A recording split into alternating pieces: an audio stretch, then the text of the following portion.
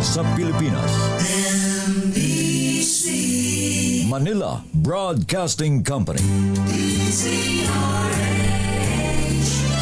DZRH, member, kapisanan ng mga broadcaster ng Pilipinas. Oras Bishop Ephraim Fahutagana, alas 4:09. Uy! Nakapag-break ka na ba? Nakapag-relax ka na ba? Saan ka man nagtatrabaho, mapa-opisina man o work from home o mula mismo sa pwesto, sasabayan namin ang break time mo. Sasabayan namin ng mga balita at komentaryo, mga panayam ng mga taong viral ngayon. DZRH Break Time! RH Break Time!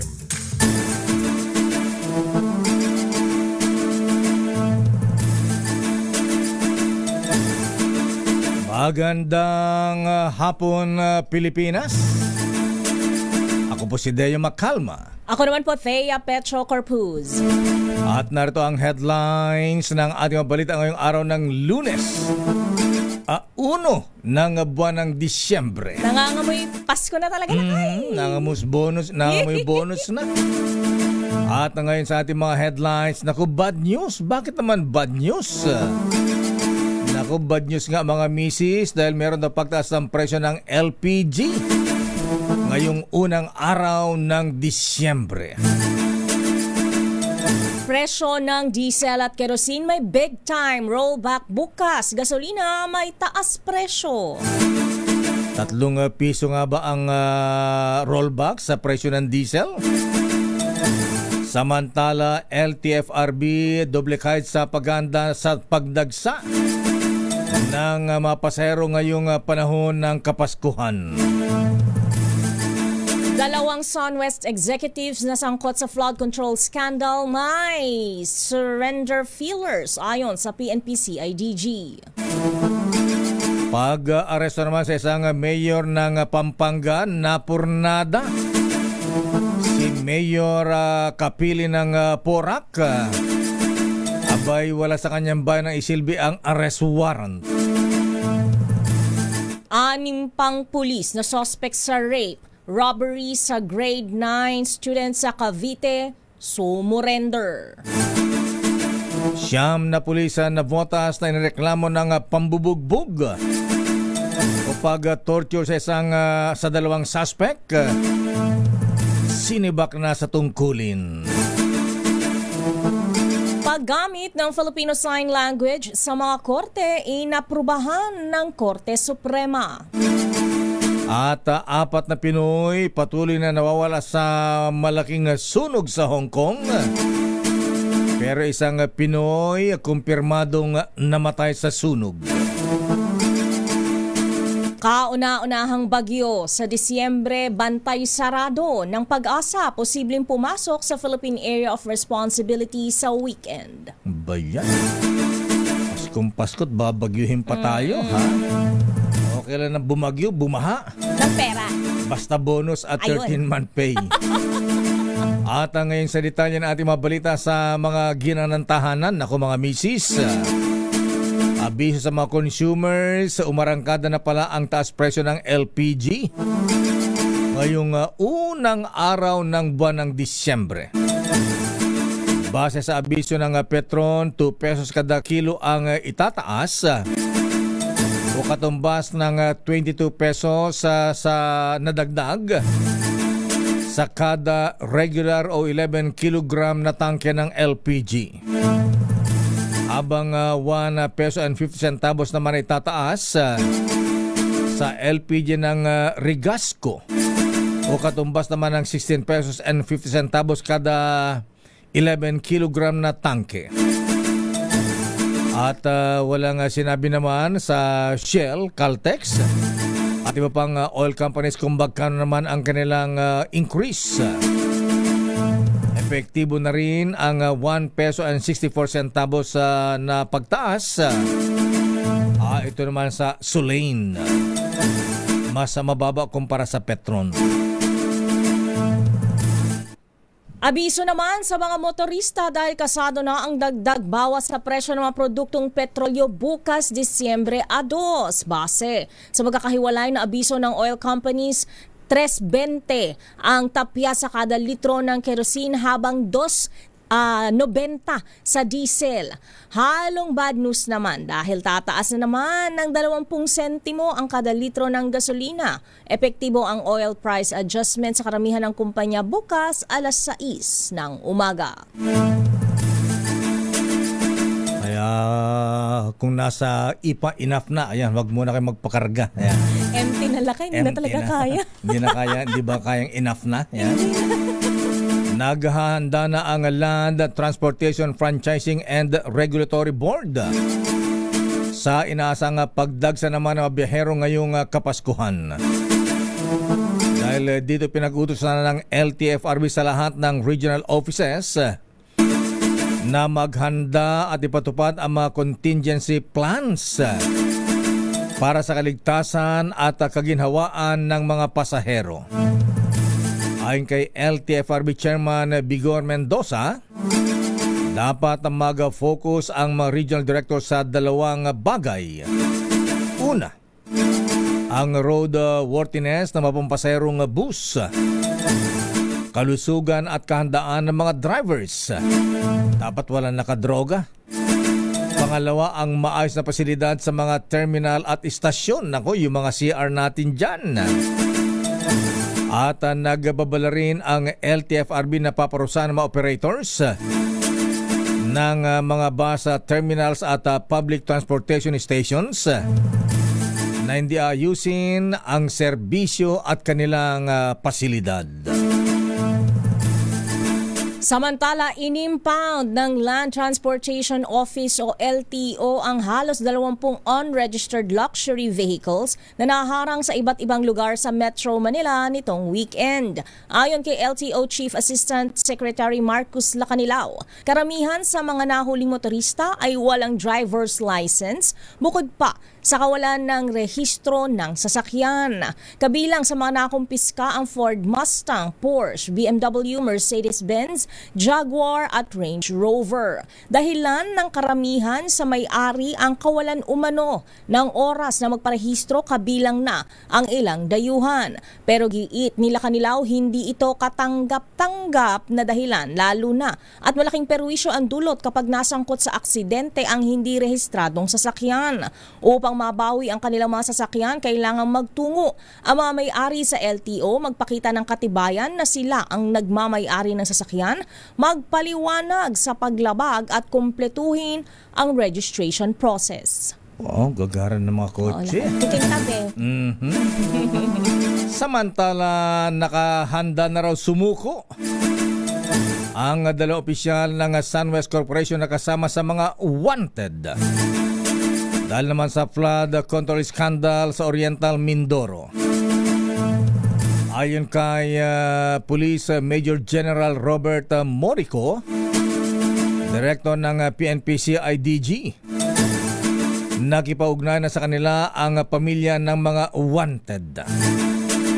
Kabilang ang hindi mo na tinukoy na dalawa sa tatlong SunWest Board members na sina Consuelo Daito Aldon, ako babae pala, Anthony Lee Ngo at si Noel Yapa Cao, na tinangkang arestuhin sa Midas Hotel sa Ross Boulevard na pag-aari ni dating Congressman Saldico. Pero nilinaw ni John Morico na hindi nila hinahanting o hihintaying sumuko ang mga nagpahayag ng surrender feelers at tuloy ang pagsisilbi, pag-aanting sa kanila ng base sa arrest warrant mula sa Sandigan Bayan. Narito si General Robert Morico. Kagalan namin yung karapatan nila. That's why yung mga kamag-anak dyan, certain mga anak ako. At sa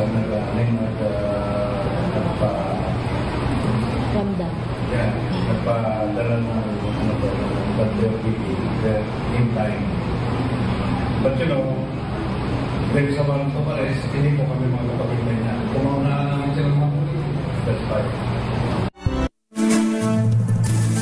Bukod sa tatlong nanatili pa sa bansa na wanted din na opisyal ng SunWest Corporation, nakikipag-ugnayan na ang Embahada at Bureau of Immigration. Ang ilang pa opisyal ng SunWest na si Aderma Akasar, na siyang pangulo na sabing kumpanya na nasa New Zealand. SunWest Treasurer Cesar Benaventura, Cesar Benaventura, kapangalan ng taga-Shell, na nasa New York naman, at dating DPWH engineer Timogen Sakar na nasa bansang Israel. Ang mga nabanggit opisyal ay kasama sa 16 na ipinaaresto ng Sandigan Bayan dahil sa kasong malversation. Samantala, hindi sapat ang pagsasaoli sa pamahalaan ng tingi-tingi lamang kumpara sa ninakaw na bilyong-bilyong piso na pera ng bayan. Ayon kay mamamayang Liberal Party List Representative Laila de Lima, marami pang dapat kasuhan at ikulong na sangkot sa flood control scam. Kinundena ni de Lima si dating Congressman Zaldico na umaasta umanong hawak ang katotohanan kahit na nagtatago sa kanyang pananagutan. Sa panig naman ng akbayan, hindi sapat na mga small fry lamang ang kakasuhan, kundi dapat pati ang mga balyena. Iginiit ng grupo na dapat dagdagan ang ngipin ng Independent Commission for Infrastructure upang mapabilis ang pagpapanagot sa mga sangkot sa katiwalian. Nanawagan naman si Senator J.V. Ejercito para sa mga mas maigpit na panuntunan o safeguards para may balik ang tiwala ng mga lehitimong construction companies at magpatuloy ang mga ito sa infrastructure program ng pamahalaan. Isa sa mamungkayang safeguard ay ang paggamit ng malinaw na station numbers o coordinates sa bawat project ng DPWH. Naniniwala si Senator Ejercito na ang eksaktong mapping ay makatutulong para mas madaling makilala ang proyekto, mabawasan ang manipulasyon at maigpitan ang monitoring sa nasabing mga project. Dahil sa makbang na ito ay nabibigyan ng katiyakan ang may lehitimong contractors na magtuloy-tuloy sa kanilang mga project. Malaking tulong ito para makampante hindi lamang ang publiko, kundi pati na ang mga legitimate construction companies na sumali muli sa public bidding. Samantala, aminado si Senator Sherwin Gatchalian na apektado ang kanilang schedule sa pagtalakay sa 6.793 trillion pesos 2026 national budget dahil sa sunog na nangyari kahapon sa Legislative Technical Affairs Bureau Office. Kaya't kahit holiday bukas sa lungsod ng Pasay, ay nakiusap siya sa mga kasamahang senador na ituloy ang sesyon para sa period of amendments dahil kailangan nilang kumilos ng mabilisan. Sa araw ng Miyerkules ay aaprubahan nila ito sa second reading, habang nakatakda naman sa December 9 ang approval sa third reading. December 11 to 13 para sa Bicameral Conference Committee o BICAM na gagawin sa isang government office sa Intramuros, Maynila na mapapanood ng live. Habang sa December 29 ay malalagdaan na ni Pangulong BBM ang 6.793 trillion pesos na 2026 national budget. Iginit naman ni House Speaker Speaker Faustino Boji III na kinakailangang isulong ang serya ng reforma upang maibalik ang tiwala ng mamamayan sa Kongreso sa gitna ng kontrobersya ng flood control scandal. Sa flag raising ceremony na dinaluhan ng mga kongresista at mga empleyado, aminado si Speaker din na malaking hamon ang pag-angat mula sa negatibong pananaw ng publiko sa Kamara. Gayunpaman, sinabi niya nga dapat itong tignan bilang pagkakataon para patunayan na mas maraming kongresista ang tapat at naglilingkod at gumagawa ng maayos. Muli ring tiniyak na Speaker ang buong kooperasyon ng Kamara kay Pangulong Bongbong Marcos, lalo na sa pagsusulong ng mga priority bills ng administrasyon sa natitirang 2 taon ng Marcos administration. Binigyan din ni Dina mahalaga ang pagbabalik ng kredibilidad upang masigurong patuloy na gumagana ang legislatura para sa kapakanan ng taong bayan.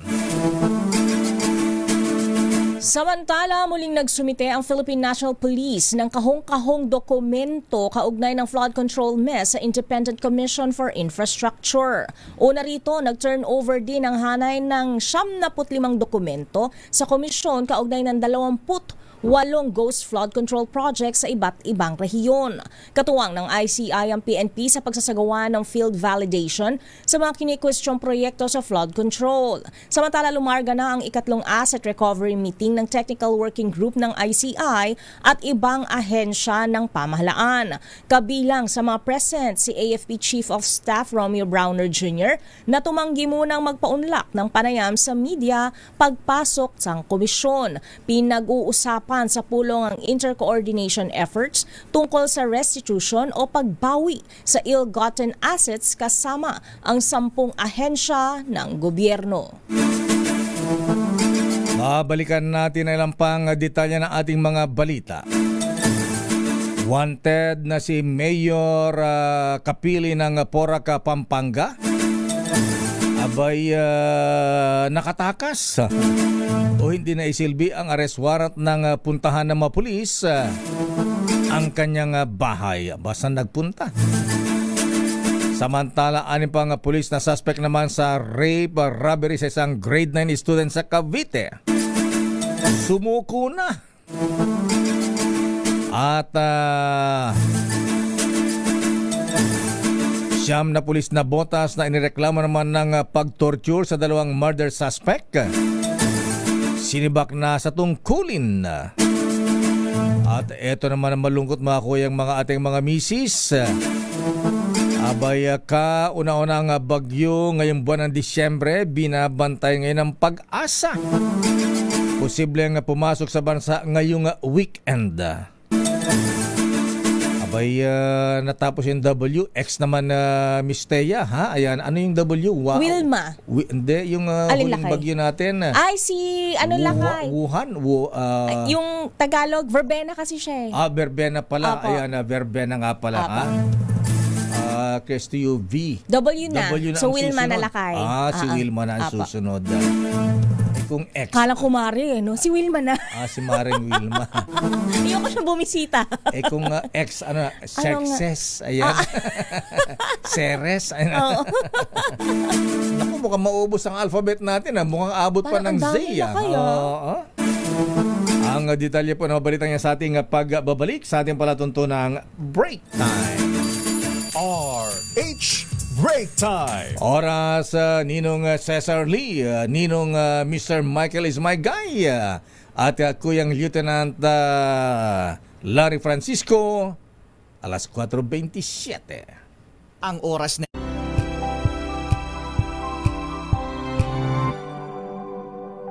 Pilipinas, ang oras, alas 4:35 ng hapon.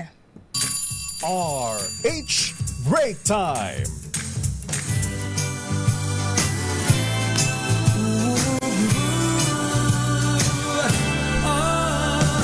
Christmas is just around the corner.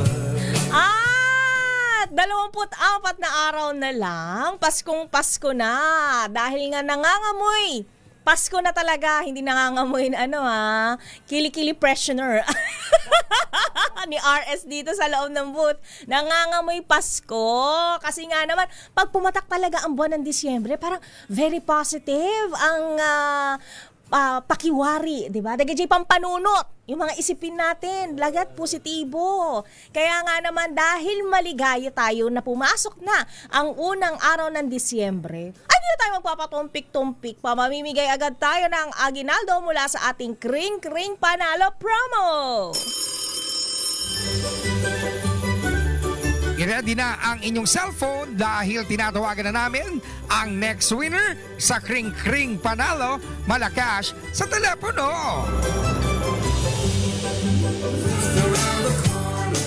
It's just around the corner, pero nasa linya na natin ang isa sa mga masusugid nating tagapakinig, taga-subaybay sa ating palatuntunang break time at sa ating himpilan. Hindi ko sasabihin kung anong himpilan natin, kay Ate Elsie Igiron ng San Jose Occidental, Mindoro. Magandang hapon. Tama po ba yung pagkakasabi ko ng inyong last name?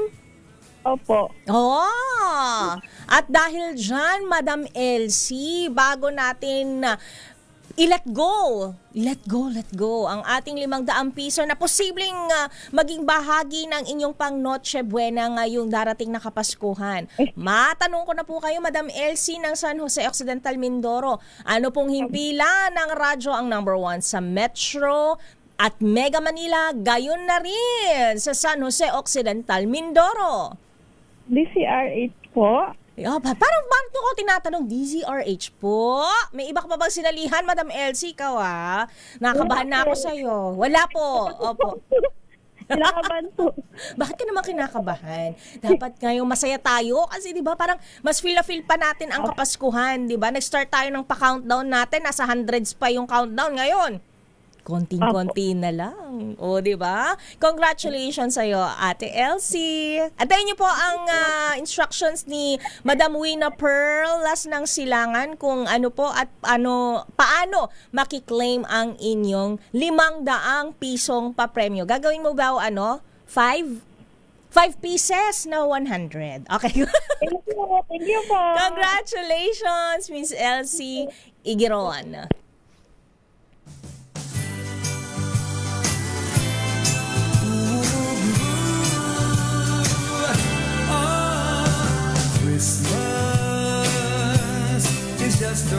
It's really just around the corner, pero hindi pa rin tayo titigil sa pagbibigay ng ating mga nagbabagang mga balita.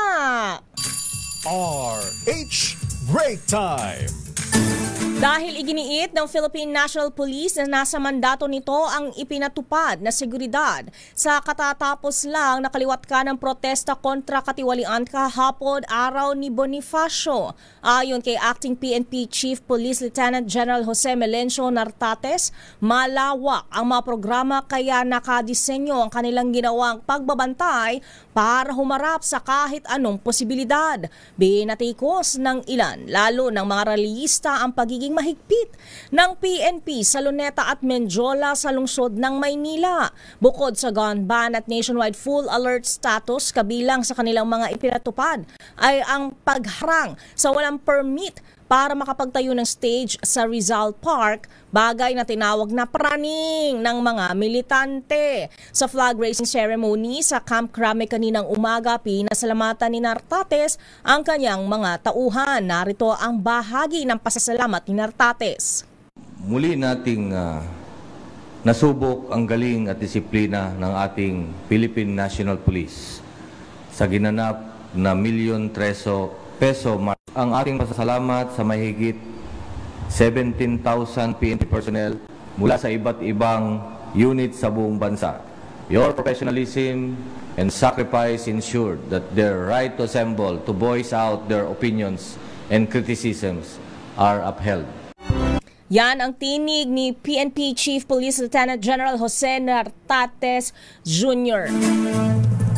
Samantala, nanindigan ang pulisya na hindi naging overkill ang kanilang naging security setup para sa rally kahapon Nobyembre at 30. Sa panayam sa programang Damdaming Bayan, sinabi ni NCRPO Chief Police Major General Anthony Aberin na over-prepared lamang sila dahil hindi na nais ng pulisya na maulit ang nangyari noong unang trillion peso march noong nagdaang 21 ng Setyembre, kung saan nagkagulo sa ilang lugar sa Maynila, partikular na sa bahagi ng Menjola at nasugatan ng ilang mga pulis at rallyista. Narito naman ang bahagi ng pahayag ni Aberin.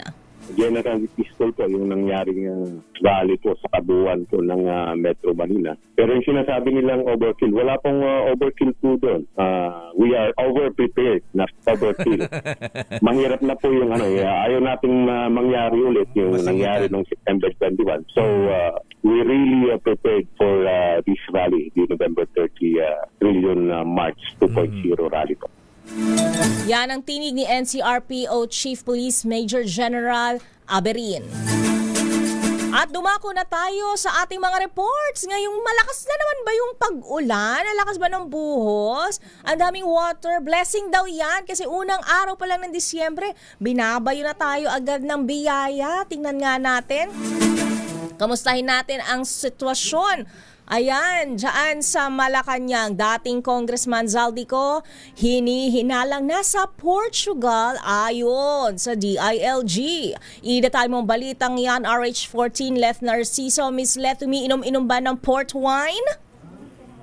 Miss Thea Lakay, posible ngang nasa Europa daw ang wanted na si dating Ako Bicol Representative Zaldico. Sa press briefing sa Malacanang, sinabi ni DILG Secretary John Vic Remulla na batay sa mga nakalap na impormasyon, hinihinalang nagtatago sa Portugal ang dating kongresista. Ayon kay Remulla, pinaniniwalaan ding may hawak na Portuguese passport si Ko. Ipinauubayan naman ng kalihim sa Department of Foreign Affairs ang pagsagot at pagbibigay linaw kung paano mapapauwi ng Pilipinas si Ko dahil walang extradition treaty ang bansa sa Portugal. Nanawagan rin ang kalihim sa mga Pilipino sa ibang bansa na kunan ng larawan at magpadala ng report kung makikita ang dating mambabatas sa mga biyahe para matunton ang kanyang kinaroroonan. Narito si Secretary Remulla. Zaldico is believed to be in Europe, suspected to be in Portugal. He is suspected to have a Portuguese passport acquired so many years ago. Ayun lang ang details. Nakikiusap kami sa lahat ng mga Pilipino sa buong mundo na kung makita nila si Zaldico, kung pwede nilang picturean, padala kagad, i-post kagad sa internet para may idea tayo kung nasaan siya. Samantala, kinumpirma ni Remulla na nasa Pilipinas pa si Porac, Pampanga Mayor Jaime Capil na wanted naman sa kasong graft kaugnay ng illegal Pogo Hub sa Lucky South 99. Ayon kay Remulla, inaabangan na nila kung susuko ngayong linggo si Capil dahil nagpadala ito ng filler sa police shop kaugnay ng posibleng pagsuko sa mga otoridad. Ito si Leth Narciso para sa DZRH. Una sa Pilipinas, una sa Pilipino. Maraming salamat, Miss Leth. Samantala, dumako naman tayo sa Senado. Malakas pa ba ang buhos ng ulan? Ay, hindi ko natanong pala si Miss Leth kung kamusta yung panahon dun sa kung kinaroroonan niya. Anyway, Senado, walang patakarang no work, no pay policy sa mga absentee na senador. Ito na yung kasagutan sa ating katanungan na iniwan last week. Idetalye mo ang balita. RH28, Raymond Dadpaas. Raymond! Ms. Thea, walang umiiral na patakaran sa Senado pang ipataw ang no work, no pay policy sa mga senador na hindi pumapasok sa trabaho.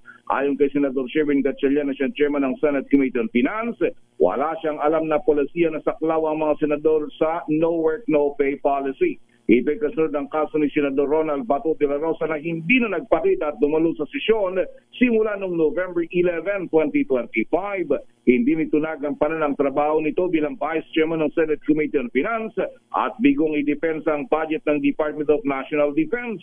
Sabi ni Gatchalian, walang personal na pakipag-ugnayan sa kanya si Senator Bato at sinabihan lang siya ng mga staff na nakiusap upang siya na ang magdepensa sa DND budget na kanyang ginawa. Ngunit aminado ang senador na ang no work, no pay ay ipinapataw sa mga empleyado ng Senado depende sa status ng kanilang employment. Si Senator Bato de la Rosa ay no-show simula noong November 11 na napabalitang may warrant of arrest na ito mula sa International Criminal Court. Samantalang kanina lang ay personal na nag-inspeksyon si Senate President Tito Soto sa mga paglilinis at repair na ginagawa sa Senate Session Hall na water damage sa sunog kahapon. Kailangan gawin umano ito 24/7 para maging ready sa sesyon nila bukas ng hapon. Sabi ni Soto, hindi na nila maaaring ipagpaliban pa ang sesyon kahit holiday sa Pasay bukas dahil gipit na sila sa araw para tapusin ang pagtalakay sa 2026 national budget. Ito si RH28, Raymond Dadpaas para sa DZRH, una sa Pilipinas, una sa Pilipino. Raymond, anong naging sanhi ng sunog dyan sa session hall ng Senado? Hindi naman yung session hall ang nasunog, Thea, pero yung na-water damage lang ito. Na-water damage. Dahil nga doon sa ibabaw niya sa third floor, doon nagkaroon ng sunog kahit ng binugaan ng tubig. Ang bagsak ng tubig ay sa mismong session hall at kaya ito ang inaayos na sa ngayon. And then yung no work, no pay policy, dahil wala pala siya at hindi applicable sa mga senador, meron ba silang balak na amyendahan na batas para magkaroon ng, kasi parang fairness, 'di ba? Kasi tayo bilang mga normal at regular na empleyado, kapag hindi tayo pumasok sa ating mga tungkulin, may kakaltasin sa ating sweldo. Pero pagka ba mga halal, hindi ba dapat hinihingi rin natin 'yan bilang mga mamamayang Pilipino? Sa panig ng Senado, ang sabi ni Senator Gatchalian kanina ay maaring desisyonan nila ito sa isang caucus ng mga senador kung ano ang patakaran na kanilang ipatupad dito. At siguro sa susunod naming pakipagtarastasan kay Senator o Senate President Tito Soto ay kailangan malinawan din ito dahil nga doon sa claim ng iba na talagang totoo namang hindi fair yung ganito na hindi pumapasok sa trabaho pero sumusweldo. Hindi pa rin ba siya nagpaparamdam lang kay Raymond? Wala pa, simula daw noong November 11. So wala man lang niha-niho. Pero yung mga staff nag-a-attend sa Senate, pumapasok? Pumapasok sila, yung mga staff niya. So kanino sila? Maliban sa Senator Bato. Kanino sila kumukuha ng orders? What do they do? Sa Chief of Staff. Okay, sige. Wala rin silang update kung sa kinaroroonan ni Senator Bato? Nandyan lang daw sa Gedli. Gedli. So may Gedli na yan. Gusto ko makita yung Gedli na yan. Sige nga, maraming salamat Raymond Dadpas. Kamusta pala malakas po yung ulan dyan? Nandito na ako, papasok na ako ng Cavite, pero makulimlim, hindi pa na ako inaabot pa ng ulan. Pero narinig ko, parang kumukulog na eh. Naku, yan na. Sound effects. Sound effects sa pagdating mo daw sa Cavite. Ingat! Balik sa inyo, Victoria. Ingat po. Maraming salamat, Raymond Dadpaa. Samantala, AFP gagawing simple ang 90th anniversary at Christmas party sa gitna ng corruption scandal sa bansa. Idatal mong balita, RH52, Edniel Parrosa. Edniel. Sa gitna nga ng isyu ng korupsyon at pag-recover ng bansa sa serye ng kalamidad, nagdesisyon ng Sandatahang Lakas ng Pilipinas na gawin na lamang simple ang mga kasado pa sanang selebrasyon ngayong buwan ng Disyembre. Ayon kay AFP Chief of Staff General Romeo Browner Jr., kasama rito ang pagdiriwang ng kanilang ika-70 anibersaryo. Sinabi ni Browner na plano sanang iparada ng AFP ang mga bago nitong barko at ibida sa flyby ang mga bagong eroplano at military chopper. Pero dahil sa pagtitipid o bilang pagtitipid sa gitna ng corruption scandal, traditional na command conference, budel fight at awarding na lamang ang kanilang ikinakasa. Gayon din inatasan ni Browner ang mga sundalo na magsagawa na lamang ng maliliit na Christmas party sa bawat tanggapan.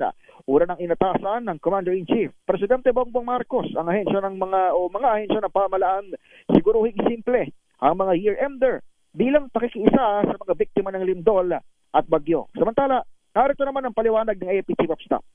Pangalawang rason ay dahil nga po dito sa nangyayaring corruption scandal, no? Corruption scandal. At dahil nga po nakita natin na milyon, bilyon pa ang ninakaw sa ating gobyerno, ay hindi na po tayo magse-celebrate ng bongga dahil gusto nating magtipid. Ang tinig ni General Browner sa talumpati dito sa Camp Aguinaldo. Ako sa Edniel Parrosa, nag-uulat para sa DZRH. Una sa Pilipinas, una sa Pilipino. Maraming salamat, Edniel Parrosa. Samantalang report mula kay Noche Cacas, Department of Migrant Workers, nakapagtala ng 3,000 na naserbisyohan na OFW sa bansang Cambodia. Aris number 27, Noche Cacas, please come in. Noche. Lakay, Miss Thea, mahigit 3,000 overseas Filipino workers at one country team ang naserbisyuhan sa pamamagitan ng serbisyo karaban sa Phnom Penh, Cambodia. Kabilang sa katuwang ng Department of Migrant Workers ang iba't ibang ahensya ng pamahalaan. Kabilang naman ang Philippine Embassy sa Cambodia.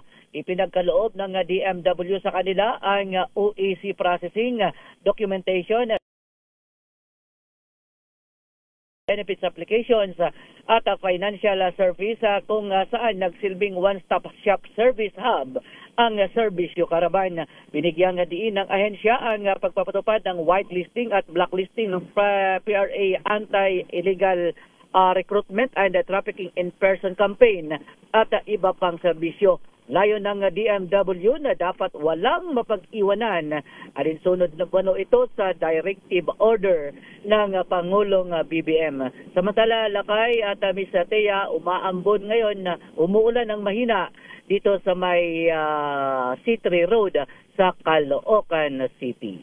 RH27, notika ka sa DCRH, una sa Pilipinas, una sa Pilipino. Buenas tardes, muchas gracias. Noche kaka sa at dito sa Pasay City, umuulan ng basa. Samantala sa iba pang mga balita, tinawag naman ni Bulacan Governor Daniel Fernando na fake news ang impormasyon sa social media na siya at ilang pa opisyal ang inireklamo sa ombudsman dahil naman sa quarry operations. Partikular tinukoy ni Governor Fernando ang akusasyon ng grupong Tindig Kalikasan na nagpaparatang na may pananagutan siya sa nasabing aktibidad sa Sierra Madre Mountain na sakop ng Bulacan. Sinabi ng gobernador na haka-haka lamang ang bintang dahil sa una pa lamang ay tutol na siya sa pagkukwari sa kanilang probinsya at iba pang aktibidad na puwipinsala sa kanilang kalikasan. Ayon kay Governor Fernando, tukoy na nila kung sino ang mga nasa likod ng grupong Tindig Kalikasan. Ng misyon ay sirain ang kanyang pagkatao at kredibilidad. Iliwanag pa ng gobernador na wala sa eksena ang provincial government sa mga pag-uusap sa flood control projects na limitado lamang sa mga taga-DPWH, mga kontratista at ilang congressmen. Samantala, bigong isilbi ng Philippine National Police ang warrant of arrest na inisyu ng korte sa Pasig kay Porac Mayor Jaime Jing Capil para sa 7 counts ng graft laban sa alkalde. Ito ay matapos hindi matunton ng pulisya si Capil sa kanyang residential address sa Pampanga. Ayon kay Police Colonel Eugene Marcelo, Director ng Pampanga Provincial Police Office, wala na silang naabutang tao sa nakasaradong bahay nang puntahan ito ng otoridad kahapon araw ng Linggo. No-show rin ang mayor sa flag raising ceremony sa kanilang bayan kaninang umaga. Bukod sa bahay at munisipyo, sinabi ni Marcelo na wala ng ibang property sa probinsya si Capil. Ipinaaresto ng Pasig RTC Branch 265 si Capil dahil sa umano'y pagpalya nitong irregulate ang Lucky South 99 Pogo Hub. Capil ba o Kapili? Capil pala. Ayan. Baka naman nagkasali silang, baka nangapit bahay. Saan Lakay? Ano malapit na probinsya pa dyan? Mali mo, nagpunta doon sa bahay ni Mayora Alice Guo. Ayan, nasa Bamban. Bamban. Samantala, isa-isa na sumuko sa otoridad ang 6 pang pulis na suspect naman sa panghahalay sa isang grade 9 student sa Cavite noong November 22. Ayon kay PNP Chief General Jose Melencio Nartates, hawak na ng pulisya ang natitira pang mga sangkot sa krimen na pawang mga taon ng PNP Drug Enforcement Unit sa Calabarzon. Nako, baka mga drug addict pa ang mga ito. Narito si General Nartates. The remaining 6 identified police officers who have been involved ay one by one nag-surrender. Ano ba nag-surrender sila? Wala counted? Wala counted. Wala counted sila. Okay, ganun tayo mabilis.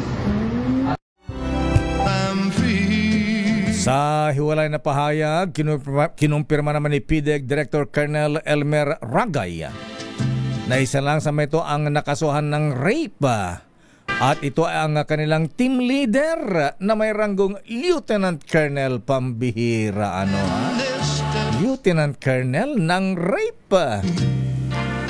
Nangyari ang insidente ng pasukin ng mga pulis ang bahay ng biktima para sana sa lehitimong operasyon laban sa boyfriend itong involved daw sa illegal drugs. Pero batay sa sumbong ng biktimang 18 years old na online seller, nung hindi makita ng mga pulis ang kanyang boyfriend, ay tinangay nila ang motorsiklo at cellphone bago raw siya ginalaw at pinagsamantalahan ni Lieutenant Colonel. Ang bira mga pulis yan, Sinibak na rin sa pwesto ang siyam na pulis lakay. Pulis na votas na inireklamo ng pambubugbog o torture sa dalawang suspect sa murder na nangyari noong 3 ng Nobyembre. Ayon kay PNP spokesperson Police Brigadier General Randolph Tuanyo, inilipat muna sa floating status sa district level ang mga pulis habang iniimbestigahan ang insidente. Pero mula sa orihinal na 8 inireklamo, isinama na sa mga sinibak ang kanilang chief investigator dahil sa umano'y kawalang aksyon. Magugunitang nag-file ng complaint sa Internal Affairs Service ang abogado na mga inaresto dahil sa umano'y pagsupot sa kanilang ulo, paggapos sa kamay at paa at pananakit kapalit ng sapilitang pag-amin na nabanggit na shooting incident. Pero ani Tuanyo, nagsagawa na rin ng parallel investigation ang NAPOLCOM sa issue. Samantala, inapruba na ng Supreme Court ang paggamit naman ng Filipino Sign Language sa mga korte sa bansa. Lain itong matiyak ang pantay na angkop at epektibong paggamit ng hustisya para sa mga deaf Filipino may kapansanan sa pandinig. Nakasaad sa bagong polisiya ang kaibahan ng mga deaf Filipino na gumagamit ng Filipino Sign Language sa hindi. Dahil dito obligadong magtalaga ang mga korte ng accredited FSL interpreters at deaf relay interpreters. Ipinagbabawal naman ang paglalagay ng interpreter na may conflict of interest. Sabi pa ng Supreme Court, maaaring tanggalin ang interpreter kung may paglabag sa tungkulin o patakaran at kailangang magtalaga ng kapalit wala sa opisyal na listahan ng korte. Sa iba pang balita, posibleng pumasok sa bansa ngayong linggo ang unang bagyo sa Disyembre. Ayon sa DOST Pag-asa, ang cloud cluster na namataan sa Guam ay maaaring maging low pressure area at posibleng pumasok sa Philippine Area of Responsibility hanggang sa weekend. Sakaling maging tropical storm, ito ay tatawagin sa pangalan na Wilma na pang-23 bagyo sa Pilipinas ngayong taon. Batay sa pagtaya, posibleng lumakas si Wilma bilang tropical storm o severe tropical depression at maaring maglandfall sa Eastern Visayas, Bicol area sa pagitan ng Biyernes o Linggo. Tatawirin ito ang Southern Luzon hanggang sa West Philippine Sea sa Linggo o sa susunod na Lunes. Inaasahang maghahatid si Wilma ng malakas na pag-ulan sa Bicol, Mimaropa, Calabarzon, Panay at Samar. Nako, dalawa pang bagyo, di ba? Ang maaaring pumasok. So, Wilma, WXY. Walang X? Wala lang ko. Y na. Yasmin no Kwa and Zoraida. Y, Yasmin and Zoraida. Huwag nang pabalikin sa letter A ulit. Oo, meron palang ganun lakay. Standby, James Galangge sa ating update mula sa Hong Kong. At bago ang report na yan, bati mo natin ng happy birthday para sa mga nakilala kaibigan ni Most Worshipful Raul Canon Jr. At para sa mga brethren sa Masonry, ipinapalam sa inyo na birthday niya ngayon at siya ay nag-iimita sa Grand Lodge of the Philippines.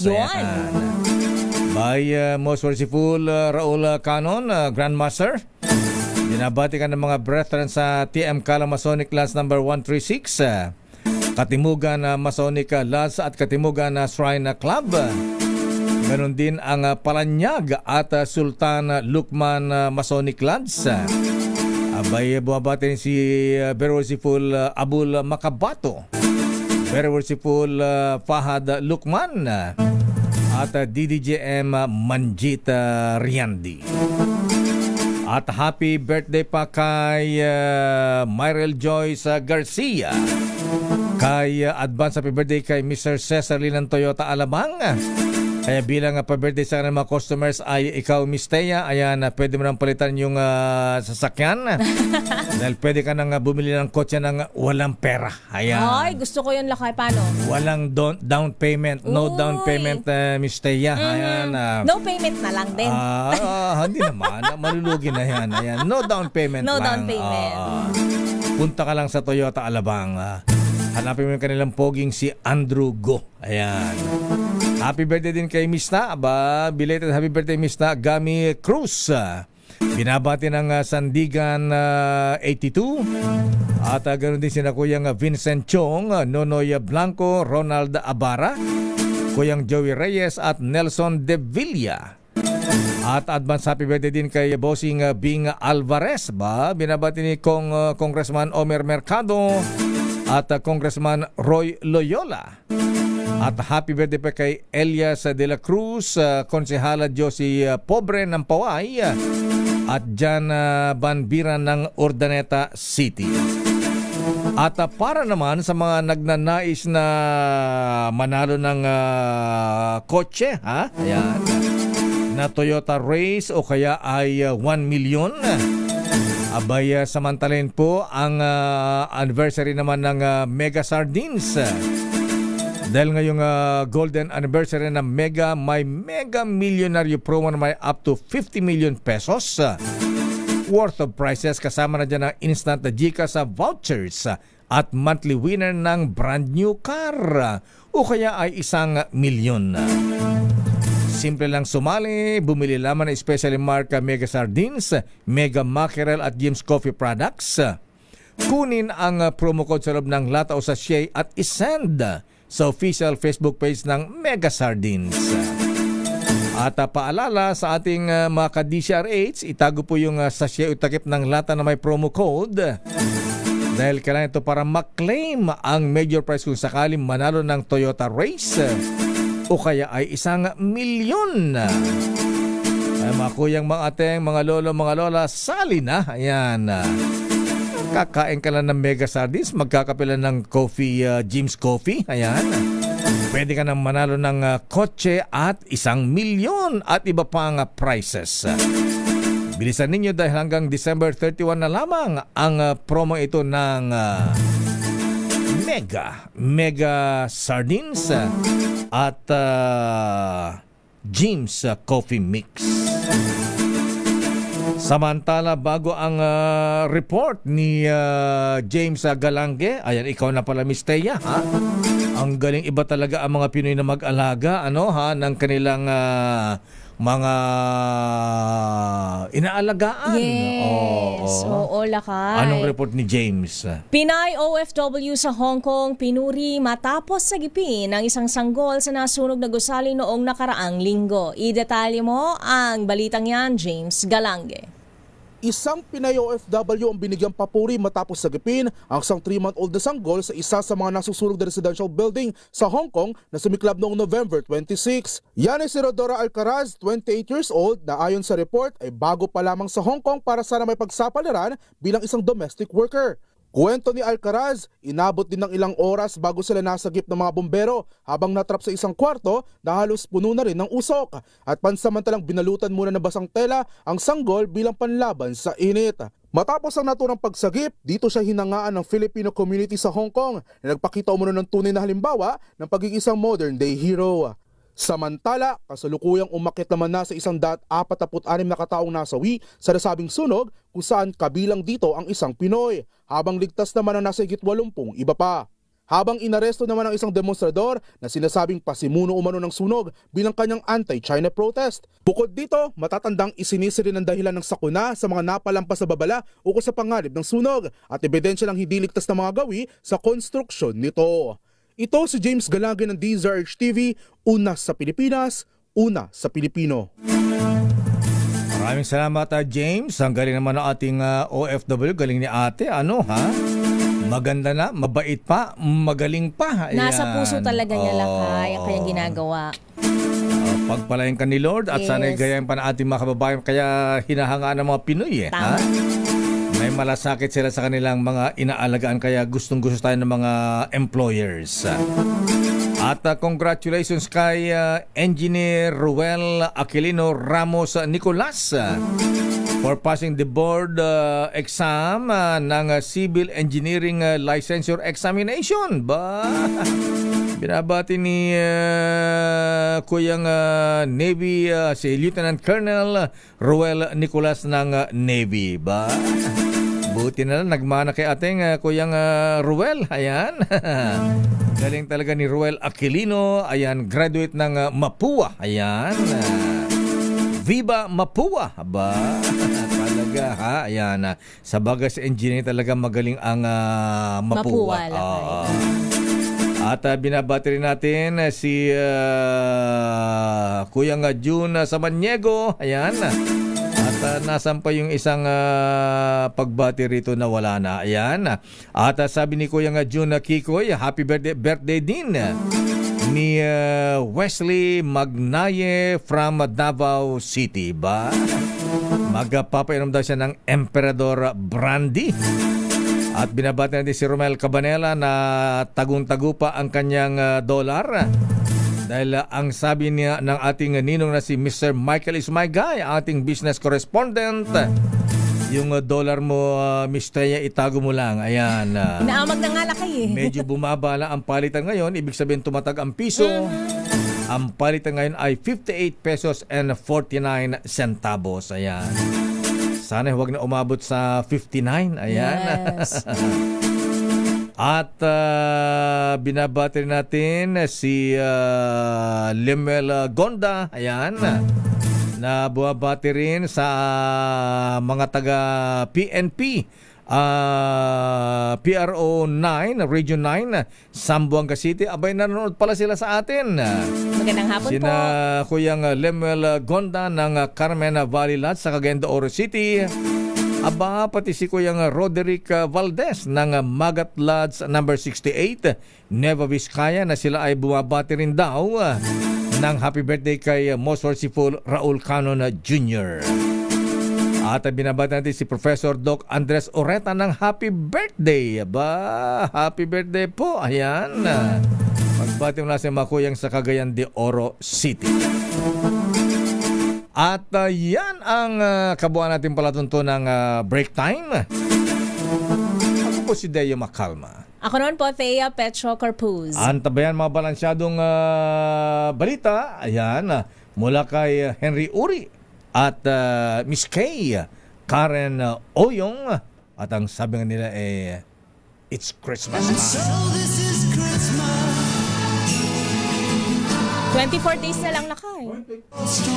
Ang bilis talaga ng panahon. Kita mo, 24 days na lang bonus na naman. 13-month pay na naman.